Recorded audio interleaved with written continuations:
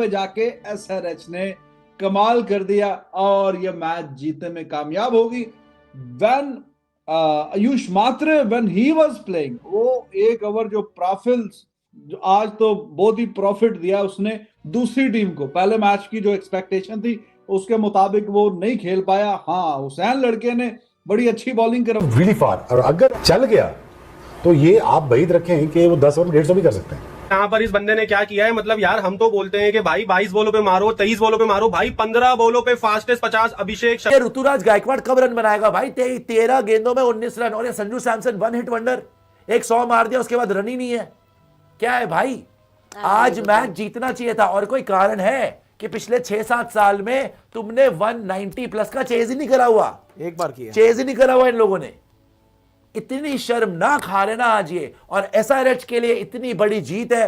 वापस आ जाइए यार, भाड़ में गया ये स्कोर कार्ड, हटाइए इसको, वापस आइए। सबसे बड़ी बात पता है क्या यार सर, मैं सैल्यूट करता हूं ईशान किशन को। किसी ने नहीं सोचा था इतनी अच्छी कप्तानी करेगा। लेकिन अभिषेक शर्मा आज किसी और ही मूड में था यार। लेकिन क्या एग्जाम्पल दिखती है अभिषेक की। एक तो अभिषेक जब फ्लो में होता है ना, इससे खूबसूरत पावर हिटर आज की दुनिया में दिखता नहीं है, एस्टैब्लिश पावर हिटर।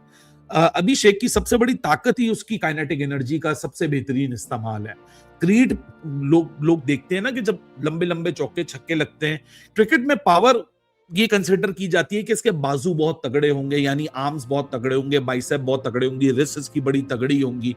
लेकिन जो अभिषेक शर्मा इसलिए एक मुख्तलिफ हिटर है क्योंकि इसकी जो सच्ची पावर है ना, वो इसकी बेस से जनरेट होती है।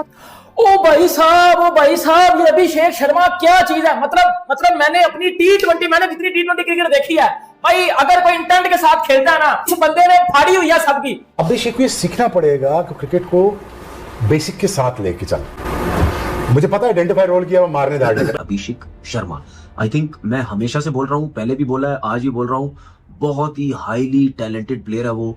इस वक्त मुझे ऐसा लगता है कि जितनी भी दुनिया की टीम्स हैं उसको देख लें, कोई भी इतना हाईली टैलेंटेड ओपनर जो है वो मुझे कहीं नजर नहीं आता। अभिषेक शर्मा की तरफ से भाई 15 बॉल 50 मारना कोई छोटी बात नहीं है भाई, हमें पीएसएल में देखने को नहीं मिल रहा।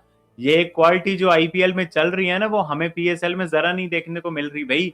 15 बॉल 50 ये कोई छोटी बात नहीं है, बहुत जबरदस्त बारी खेली है यार। अभिषेक शर्मा एक ब्रांड का नाम है, अभिषेक शर्मा एक लेवल का नाम है, अभिषेक शर्मा एक ब्यूटी का नाम है, अभिषेक शर्मा पाकिस्तानियों का अब्बू है। हम अभिषेक शर्मा को पता कि वो अब्बू तस्लीम करते हैं भाई। हमारी क्रिकेट को बर्बाद करने वाला ही अभिषेक शर्मा है, और सीएसके को आज बर्बाद करने वाला भी अभिषेक शर्मा है।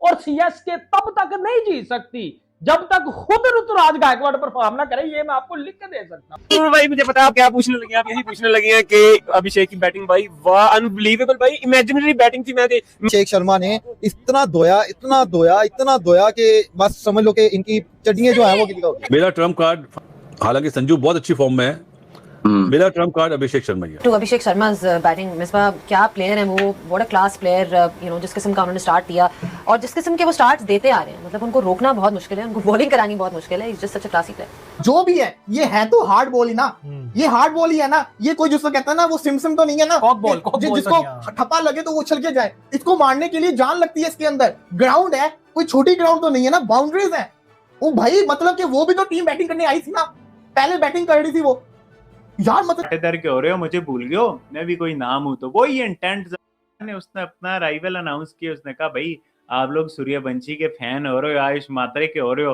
रजत पाटीदार के हो रहे हो, मुझे भूल गए हो, मैं भी कोई नाम हूं। तो वो ही इंटेंट जबरदस्त किस्म का अभिषेक शर्मा की तरफ से भाई। 15 बॉल 50 मारना कोई छोटी बात नहीं है भाई, हमें पीएसएल में देखने को नहीं मिल रहा। ये क्वालिटी जो आईपीएल में चल रही है ना, वो हमें पीएसएल में जरा नहीं देखने को मिल रही भाई। 15 बॉल 50 ये कोई छोटी बात नहीं है, बहुत जबरदस्त बारी खेली है यार। बड़े जबरदस्त तरीके से उसने ओवर पकड़ लिया, फिर उसने कहा ले भाई आजा, मैं तो तुझे नहीं छोड़ूंगा। जबरदस्त तरीके से हिटें की, और ये आप अभिषेक से एक्सपेक्ट करते हो। और आप ईशान किशन को देखो, आते ही पहली बॉल पे हिट। क्यों हिट की? कि वो पावर प्ले की आखिरी बॉल थी।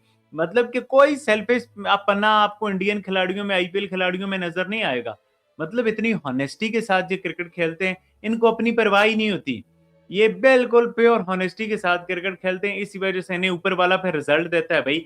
जब आप इतनी ऑनेस्टी के साथ क्रिकेट खेलोगे ना, तो फिर जाहिर सी बात है ऊपर वाले ने आपको रिजल्ट देने हैं। बहरहाल जी, SRH की एक और चीज बात करने वाली है, वो है नीतीश कुमार रेड्डी।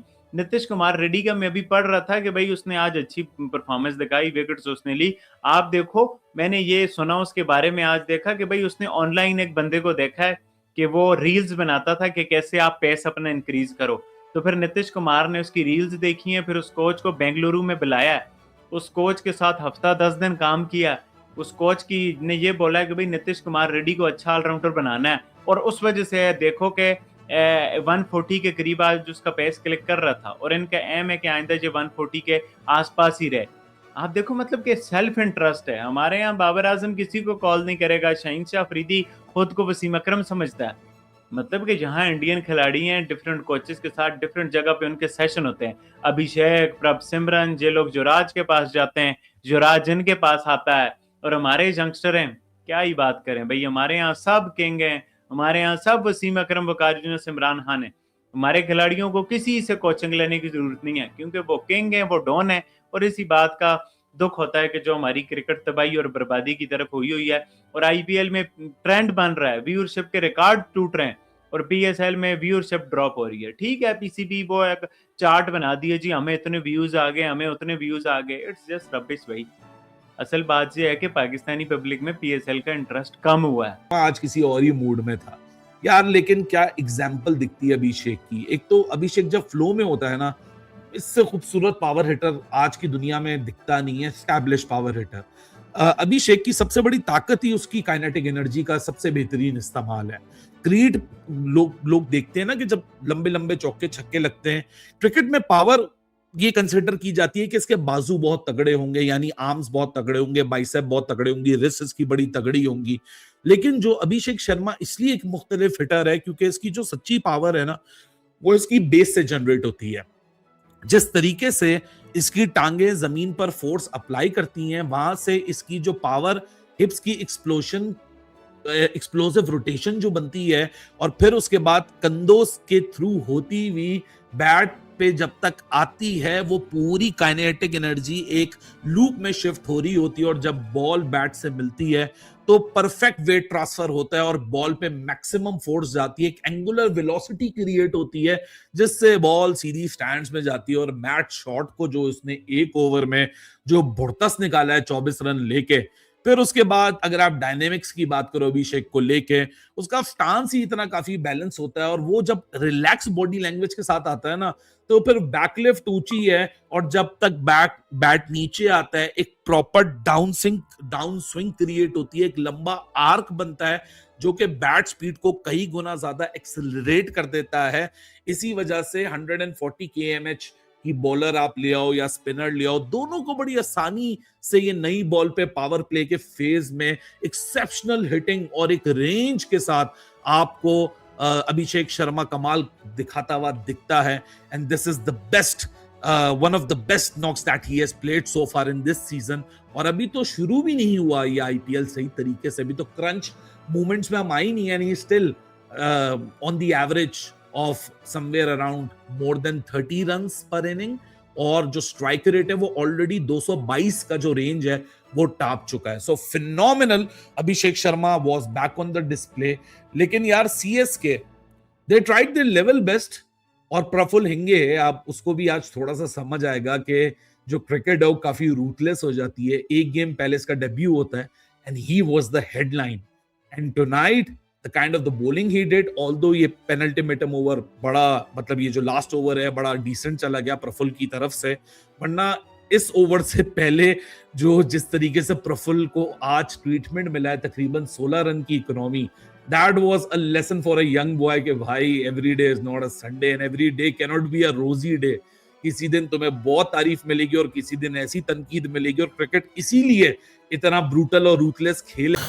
दोस्तों, हैदराबाद की टीम ने एक बार फिर से अपनी लय पकड़ ली है, और अभिषेक शर्मा ने चेन्नई सुपर किंग्स के खिलाफ हुए मुकाबले में 15 गेंदों में 50 लगाकर एक बार फिर से बता दिया है कि अभिषेक शर्मा जिस टीम के सामने चले गए उस टीम का मैच जीतना मुश्किल हो जाएगा। और उनके ये 15 गेंदों में जो 50 रन आए, वाकई में ये देखने लायक थे, और इसी की वजह से सनराइजर्स हैदराबाद की टीम का स्कोर 20 ओवर में 194 तक पहुंचा, जिसके जवाब में चेन्नई सुपर किंग्स, जो लगता है कि बिना MS धोनी के कुछ भी नहीं है, क्योंकि MS धोनी को चोट लगी हुई है और MS धोनी के बिना ऋतुराज गायकवाड़, जिनको कैप्टन बनाया गया है चेन्नई सुपर किंग्स का, ऐसा लगता है कि उनसे कैप्टनसी करनी आती ही नहीं।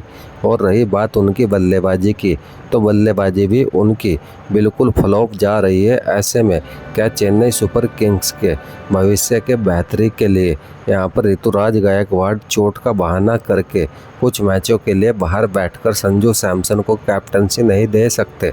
क्योंकि हमने पिछले सीजन में भी देखा था ऋतुराज गायकवाड़ ने ऐसा ही किया था, और MS धोनी जब आ गए थे तो MS धोनी ने कार्यभार संभाला था। लेकिन पिछले सीजन में भी चेन्नई सुपर किंग्स की हालत बहुत ख़राब थी और वो सबसे पहले बाहर होने वाली टीम बनी थी। और इस बार भी जिस तरीके से चेन्नई सुपर किंग्स खेल रही है, लगता तो ऐसा ही है कि सबसे पहले चेन्नई सुपर किंग्स इस बार फिर से बाहर जाने वाली है। दरअसल अगर बात की जाए रात हुए मुकाबले की, तो चेन्नई सुपर किंग्स की तरफ से, यानी कि जब आपकी टीम 194 का टारगेट का पीछा करती है, तो आपके एक खिलाड़ी को कम से कम 50-60 रनों की पारी चाहिए होती है। लेकिन यहाँ पर चेन्नई सुपर किंग्स की तरफ से हाईएस्ट स्कोर मैथ्यू शॉट ने बनाया, जो 34 रन था, और उसके बाद आयुष मात्रे 30 रन। ये इन दो खिलाड़ियों ने सबसे ज़्यादा रन बनाए। तो आप खुद सोचिए कैसे चेन्नई सुपर किंग्स की टीम 194 का जो टारगेट है उसको चेस कर पाएगी। अगर बात की जाए हैदराबाद की टीम की, तो इस बार IPL में उनकी शुरुआत इतनी अच्छी नहीं रही थी, लेकिन अब हैदराबाद की टीम अपनी लय पकड़ चुकी है और शानदार तरीके से परफॉर्मेंस उनकी जारी है। उसमें चाहे अभिषेक शर्मा हो, हेनरी क्लासेन हो, इन दोनों ने शानदार बल्लेबाजी की। और हेनरी क्लासेन तो ऐसे बल्लेबाज है जिन्होंने सभी मैचेस में 30+ रन ही बनाए हैं, और रात के मुकाबले में भी 59 रनों की उनकी अमूल्य पारी की वजह से हैदराबाद की टीम को जीत हासिल करने में अहम भूमिका मिली। दोस्तों, इस बार IPL में जो देखने में लग रहा है कि राजस्थान रॉयल्स, RCB और अगर बात की जाए पंजाब, ये तीनों टीमें सबसे बेहतर दिखाई दे रही है अपने बॉलिंग, बैटिंग और फील्डिंग सभी क्षेत्रों में। 3 टीम ये हमको सुपर 4 में जाती हुई दिखाई दे रही है। चौथी टीम कौन सी होगी, आप कमेंट करके बताइए। और अगर आप चैनल पर नए हो तो चैनल को भी ज़रूर सब्सक्राइब कीजिए।